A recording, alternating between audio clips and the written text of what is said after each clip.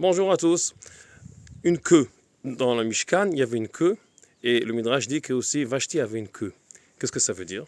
Alors dans le Midrash, c'est écrit que quand Adam est né, il avait une femme ou derrière lui, et ils étaient sciés en deux, ou qu'il avait encore un os, si vous voulez, ou la queue à côté, et ça, c'est devenu une femme à la fin. Le Khatam Sofer nous enseigne que ces deux notions, quand on est dos à dos, alors on collabore un avec l'autre, on est déjà ensemble. Quand on est quelque chose qui est en dehors de notre corps, encore un os qu'on n'a pas besoin, à la fin ça sort, il y aura une collaboration mais plus dure. Ça c'est le Zanav. Et Vashti, elle avait un Zanav, ça veut dire qu'elle n'était plus d'accord avec Achashverosh et elle ne voulait plus venir.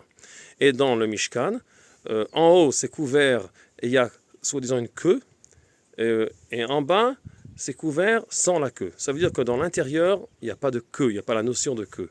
À l'extérieur, il y a un conflit entre femmes, hommes, entre collaboration, entre toujours deux collaborateurs, il y a toujours une difficulté. Et c'est pour ça que c'est la notion de queue. Et c'est écrit que Amalek, il est dit Vaïzanev banerchalim acharecha. Alors, ça veut dire il veut la notion de queue, du zanav.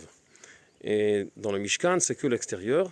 L'intérieur, il est sans queue, il a la collaboration, qu'avec ça, on arrive à couvrir l'apparition du Kodesh. Le Kodesh, le Saint, il peut grandir et exister quand il y a une bonne collaboration, une bonne zougiyot, quand il n'y a pas de queue. La queue, c'est la notion d'extérieur, c'est la notion de kenegdo, qui est beaucoup plus difficile. Alors on doit toujours faire attention de ne pas être la notion de Amalek, de queue, mais être la notion qui collabore. Et c'est comme ça que la sainteté, la Kedusha pourra grandir comme il faut dans nous-mêmes, à travers tous les kissoum, tout ce qui couvre la sainteté. Shabbat shalom à tout le monde.